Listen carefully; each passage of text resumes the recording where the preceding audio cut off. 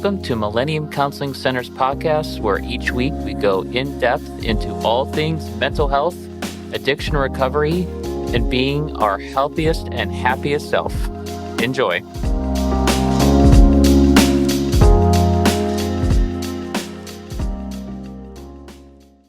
This week's episode will be hosted by one of the many incredible therapists here at the Millennium Counseling Center. Please enjoy. Hey everyone, it's Amelia and Lily. Hi everyone. And today we're bringing you a new series. So this is going to be dating in your 20s. And this first episode is modern dating and what the modern dating landscape looks like right now. Yeah, we've been thinking about doing this for a little bit and kind of mapped out a few topics that we wanted to talk about over the next few weeks. So we're excited to get into it. And we definitely want to hear people's thoughts and opinions. So feel free to comment, reach out to us if you want to further this conversation or have any questions or comments, concerns, and wherever it may be. So we're excited. I think that that's really important that we're talking about this because I don't know about you, but whether it's the holidays or the new year or like New Year's resolutions or like that we're approaching Valentine's Day, relationships and dating has been like the number one thing that most of my clients are talking about and like all of my friends are talking about right now. And I just think it's super relevant. And there's so many podcasters and influencers and forms of media that are kind of telling us what we should do or how we should think. And I think that this is more of a space where people can kind of just be validated by their experiences and by what they want or need or are thinking about when it comes to relationships. But yeah, what are you thinking when it comes? Is this coming up for you and your clients? Yeah, definitely. I think it's like, well, I listened to that person and they suggested this mindset or frame of thinking. And then I've heard clients being like, but then I listened to this one or I heard what my friend had to say and they were contradicting one another, which then I think honestly, actually at some points I appreciate that when I'm talking to clients because it can really pull apart like what you're liking about one like advice mento or whatever it is or one like what you're enjoying and what you're not resonating with like the two different forms of advice. So that's helpful to have kind of something to base off of. But that's what I love doing with my clients. It's like, okay, you heard that one thing.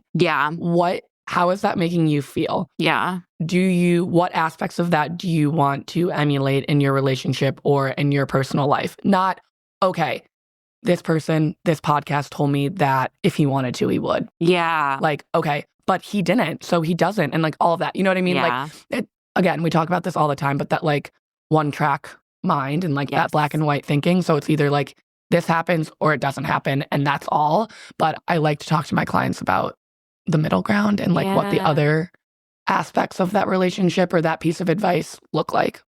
Yeah. And I also think it's important, we can pull from things we've said to clients, things that are coming up with the like friends, ourselves, but it's also important to know like we're two heterosexual white girls. Like we're not going to tell you what you should do. I mean, I am the biggest fan of podcasts and like influencers and seeing what they're doing and how they shape their relationships and the advice that they're giving. But I never, ever want to be like, this is exactly how you should approach this situation. And I want to note that I think both of us are going to be super mindful about kind of just sharing each end of the spectrum and what's the statistics and the emotional factors and the psychological factors that are going on in today's modern dating world. No, I love that you said that, and I just second everything that you say. But also, it's almost like take what we're saying with a little bit of grain of salt, too. Like, I don't know if that's good to say or good to recommend, but I honestly think that you can kind of do that everywhere. Every time you're kind of absorbing this information, it's like, okay, cool. And how does that make me feel? Or what am I resonating with? And that kind of. So I think this conversation is to sort of just like start more conversations or start listeners on their own path of, oh, like what Amelia said, that maybe did resonate with me. Or like, I liked Lily's perspective, or I've never thought of it that way. Like, we just want to open up people to different perspectives and different ways of thinking too. Okay, so let's jump in. Modern dating, we would be remiss if we didn't talk about dating apps. Out of curiosity, how many times have you re-downloaded and then deleted dating apps? Dating apps, to be honest, let's go within 2024, right? You can like reflect on the past year. A lot of pausing, and unpausing. So I was that. And then like pausing and unpausing probably 10 plus times. Yeah. Deleting and because I'm just like lazy and I'd rather pause than delete. But deleting probably like 2-3 times. Okay. Yeah. I've probably, so I didn't really get dating apps until I moved to Chicago. Mm-hmm. I think in the last like 3 years, I have probably downloaded and deleted and actually deleted and then created a new profile. Oh man. Like maybe 5 or 6 times and then paused at least 7. Mm-hmm. Mm-hmm. Like very often am I like, I'm taking a break. I'm healing girl era. I'm not going to use this. And we're like joking and we're laughing, but there's no judgment that comes with it. And I definitely do not think, and to be honest, I would go out and say, I know that we are not the only girls that do this. Yep. I feel very confident in that statement. But even what you mentioned, you were like, I downloaded it when I moved to Chicago. That's a factor to think of too. Oftentimes people are downloading these apps to meet people and maybe not with the intention that is matching your intention. Talk about that. There's just a lot of different, sure, they're called dating apps, but I feel like there's a lot of different reasons why people are joining these apps, which is kind of a thing that we can talk about a little later on too. Well, the scope of dating has just completely changed. I mean, most people are meeting their partners or their friends through social media and apps. It's relevant. I mean, there are pros and cons of dating apps. There's the accessibility. It's super easy to use instead of I joke going out into the wild and dating someone. It's the wild. Yeah, it is the wild. But there's also now an increased acceptance of online dating with more people saying that they found their wife, their husband, their person through an app. I think it's really accepted among more generations. I think even our parents' generations have more acceptance of it. Definitely. I would agree. Yeah. And you hear about how'd they meet? And you hear one of the dating apps and there's a less of a, I guess, stigma around it. Or I even find myself maybe a few years ago, I was a little bit of a reaction oh, interesting. And now I'm oh, there's another one add to the list. And then you're interesting. It works to some extent, or you see and you hear some of these stories. Yeah. And then you may be so why isn't it working for me? Yeah. Or why isn't it working for any of my friends? And then I think that's for, me at least, where some of the downloading and re-downloading situation comes up, because you're just nope, I'm going to close that door. The trial and error. Yeah. Yeah. And I mean, a 2023 research study found that 53% of Americans consider online dating a good way to meet people, which in 2013, it was actually 44. So it's not it's gone up drastically, but in the last 10 years, we've seen it's accessibility. I mean, it's easier to just get on your phone and swipe than it is to plan and think about going to a bar or to a concert or to a restaurant. It's harder to meet people that way sometimes. What's coming up for me too, but then you also have the ability to hide behind a screen as well, which I think oftentimes I've definitely heard clients talk about this, but it's am I imagining this person? Yeah. It's not necessarily the fear of catfish. I don't know if that's still out there. Is that out there? I don't know. Maybe. But maybe a hatfish is something that may resonate a little bit more. But it's this idea of you don't want to get, I mean, it depends what you're looking for, right? I think intention and why you're on these apps is probably a great place to start when you're having these conversations. But it's am I just pen paling with this person? Yeah. Again, it's really easy to send a message and not have to see the facial reaction or be in person with that person. There's kind of this keyboard warrior aspect where it's I'm going to send whatever and it's good. And then you're wow, we have been talking for 4 or 5 weeks even. Yeah. And you're do we have plans to hang out? Yes. Yeah. So then it's am I just in this pen pal situationship? Yeah. I also think it's a level of safety and comfortability, what someone has. Did I ever tell you about my first Hinge date? No, but we're doing it on We're doing it now. So I had just moved to Chicago and had downloaded Hinge. And so I had moved maybe August. Yeah, July or August. And by October, I had been on Hinge and I was getting more comfortable with the idea of it. But yeah, I was terrified of being murdered by someone. Valid concern. Valid. Yeah. Valid. You hear stories. You hear stories. And so I was like, I am just going to be super safe. So I had planned to meet this guy at a bar and I made my friends go and get a table. So like they were there. Mm-hmm. And like at one point I had to text it. Like I went to the bathroom and texted them and I was like, I think I need y'all to leave because I'm actually like laughing seeing you. Because they were in my line of vision. Okay, well, that's the first. Yeah. And maybe do like behind. Yeah.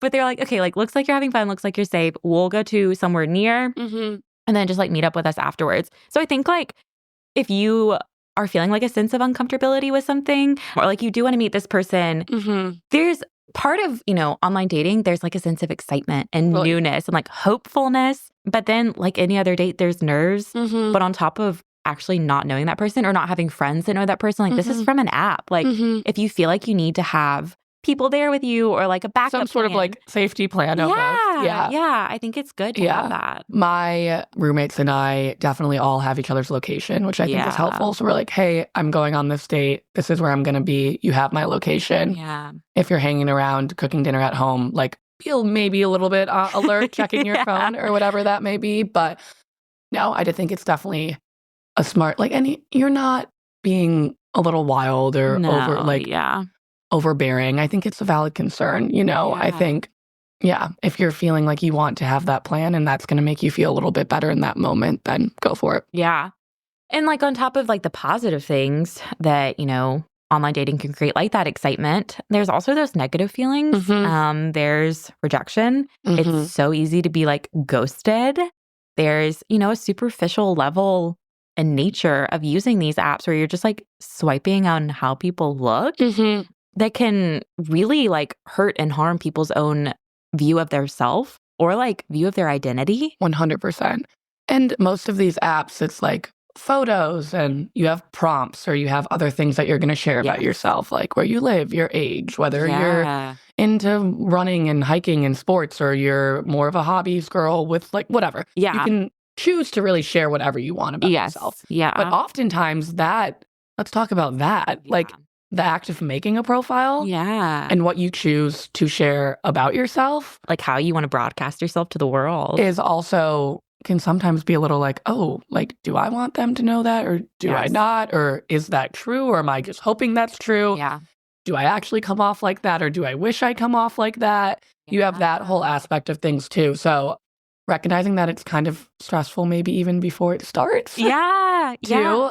But I think it's very difficult to, and then it's like, well, I just put a lot of time and energy into this profile and maybe I'm not getting the likes or the attention that I thought I was going to or that I wish. I mean, you're putting yourself out there, right? Yes. Like we talk about like other social media and comments and likes and how you kind of like measure your success in that way. And like, it's the same thing on dating apps. Like, I feel like people are trying to say that it's not, but it is. And sometimes I find myself like, if I'm swiping and I'm looking and I'm seeing like this person said their dating intention is just like to have fun, or if someone says like not looking for monogamy or not looking for anything serious, more of a casual guy, I start like judging, which I know I probably shouldn't do, but like I know what I'm looking for.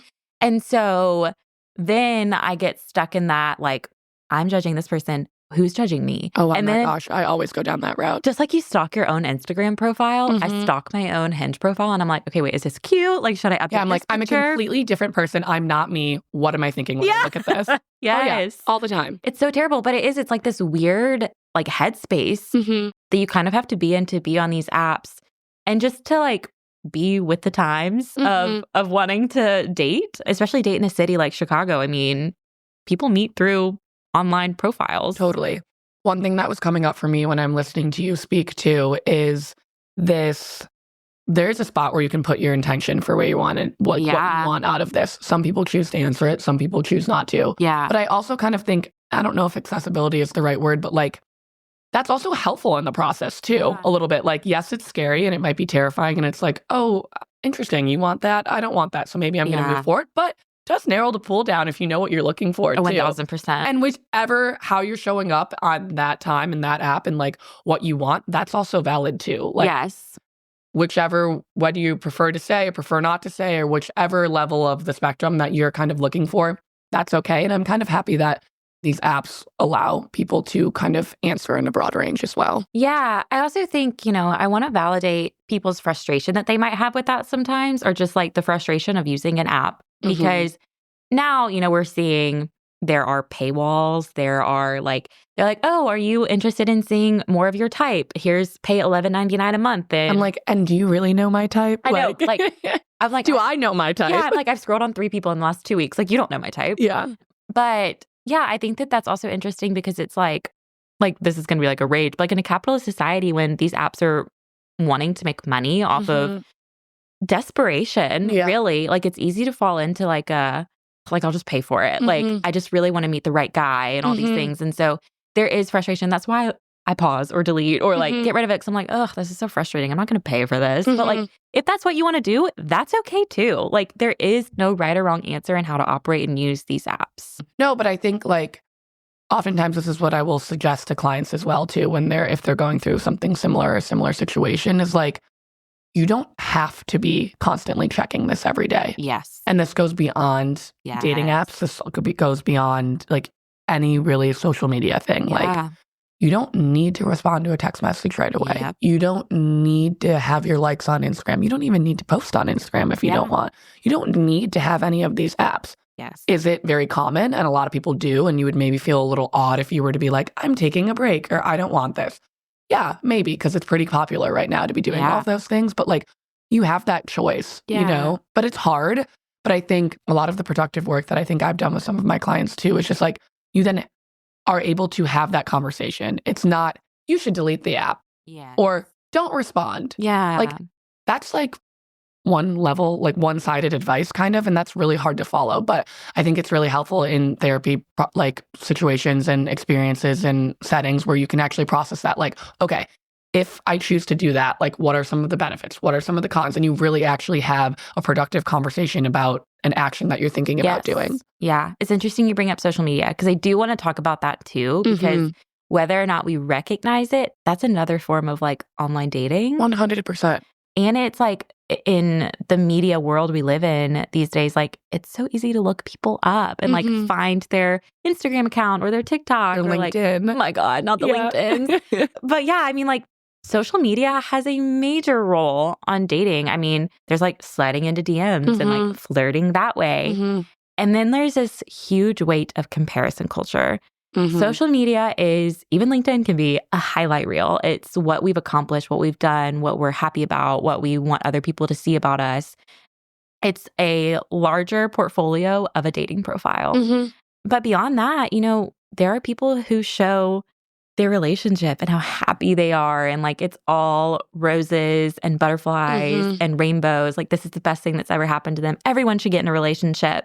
And so then there's this extra added pressure that we're seeing to okay, yeah, I guess I'll just go on a date with this guy, even though I don't really want to and I don't really like him, but maybe he'll be the one. And it's definitely this attitude that we've had since social media has started playing a major role in how we operate. And then to counteract that, I think oftentimes we're well, I just saw this photo of this couple, but I also saw them a week ago and they didn't look like they were so lovey-dovey or how they're trying to portray themselves on whatever social media platform. But then it's also okay, wait, am I saying that to calm myself down? Am I saying that, what is the purpose? Why am I saying that? Why is that the next thing that's coming out of my mouth? And that's where I think a lot of the internal self-work can happen and self-growth can happen because you're oh, okay, I'm feeling some type of way about that. Is it jealousy because of maybe the people in the relationship or is it jealousy of the relationship period? Yeah. And it's interesting what you hold on to. Yes. And why you ask certain questions or why you make certain statements. There's always an underlying thing, conscious or unconscious. Yeah, it's a balancing act between curiosity and respect for privacy and understanding you can be curious about other people's lives because they're broadcasting it.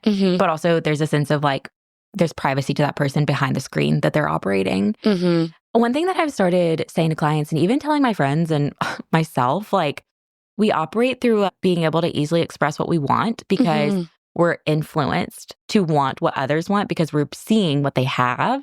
Constantly. Yes. What do you need? And why is it so hard for us to express what we need in relationships until the relationship's over? And then it's well, that didn't work out because I think I needed this. But you couldn't really see that in the trenches of it, you know? Hindsight, right? Yeah. It's wild. But to pull the positive out of that, I feel like in my friend group and just with clients even, it's like they come in and they're like, well, I had this past relationship and I recognized after the fact that I wasn't getting what I needed. Yeah. Also, to pull back on that, never think what you're needing is like too much. Yes. You're allowed to need whatever you want. Yeah. I think that's probably a whole nother segment that we could talk about. Yeah. But no, I think it's tough to figure it out while you're in it, you know? But that's also the other thing. That's why I think it's not, oh, I just wasted 2 years of my life in a relationship. It's you turn that around. What's the reframe? I learned a lot. Am I sad? Do I miss this person? Is it kind of a lot to get up and live my day and do everything that I need to do because this person was once in my life, 100%. But to be cliche, which I'm trying to avoid to do, but here I am, like rejection is redirection. It's kind of like, what can I gain from that? And what did I learn from that? And actually sit with that for a second. And I think that's why we really wanted to create this series for people in their 20s because, like, I know people joke about it. 20s, they're terrible. I mean, they're terrible 20s. They're wonderful, but they're so hard to operate and figure out and, I don't know, like just direct yourself through. And I think it's because no one's doing the exact same thing. There are people who are still in school. There are people who are in their 4th year of working. There are people who are married. There are people who are trying to hold on to 29 for as long as possible. There are people who are wishing for 35. Like, there is no blueprint for how you're supposed to be or act or do or think in your 20s. And so when you feel this, I don't know, chaotic in this portion of your life, but then you're also trying to add in relationships to that, no wonder there's an added anxiety. Yeah, let's talk about the legitimate logistics. Yeah. I come home after a long day and I'm tired.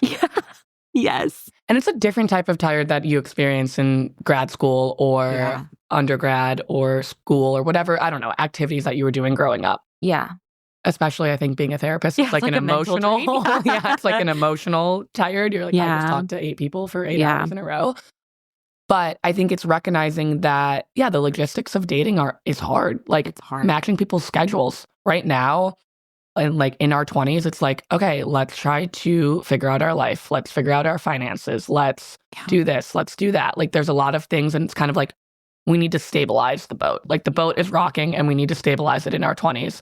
A lot of what society has told us, figure it out, have your things kind of like laid out, have everything kind of nicely sorted before you move on to the next thing or whatever that is. But there's also this, I don't know if I want to wait for that. I want to be curious. I want to have fun. I want to go out on dates, but it's overwhelming. Yeah. Sometimes I'm literally like, I can't even fathom. Like, I don't know what's happening next Thursday. Can I commit to a next Thursday date? Like, I have no clue. Yeah. Well, and then too, like, what's coming up for me is when I think about what society has told me contextually growing up in the South, it was like, what's going to steady your boat is a strong partner. It's going to be getting married because that's God's plan and that's what you should dream of and pray for and hope and will that will happen to you. And I've talked to so many of my friends who are married or like I've been in so many weddings. And when I talk to the bridesmaids and they're like, the grass is always greener, like sometimes I wonder what my life would have looked like if I had moved to a city and done this or that.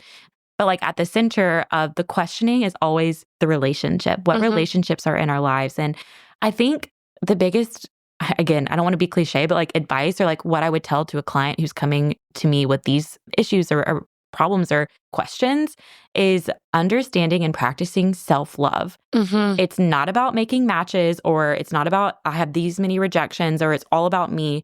Maybe restructuring it, kind of like you were saying, like reframing some kind of redirection. Like this is a time for you to figure out what you need. What's going to stabilize your boat that you can do? Like how can you paddle for yourself? It doesn't have to be someone else doing it for you. A relationship's not going to solve every single thing, especially in the dating medium that we have today.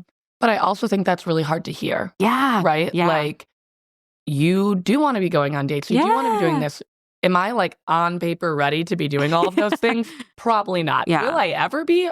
I hope so. Yeah. Maybe not. And that's okay. So it's recognizing that, like, again, cliche, 2 things can be true at the same time. Like, I can be figuring my stuff out, whatever, financially, housing, rent, whatever, all of those things, like the basic lifestyle early 20s, figuring out your life, starting a job, just looking at all of the things that you maybe didn't have to think about for so long earlier in your life, to then, but I can also at the same time be curious and like want to meet people and explore what I think I want in a relationship or what I think I need in a relationship. And with that, it's also, you're not going to find a lot of those things out unless you do try to experience. Yes. Yeah. So remembering that too, because I think it can be like, oh my gosh, I'm not ready. Like I'm going to stay in my little cocoon and not leave until everything aligns. Yes. Which I think there's a little bit of truth to that. Some things you're maybe going to show up in a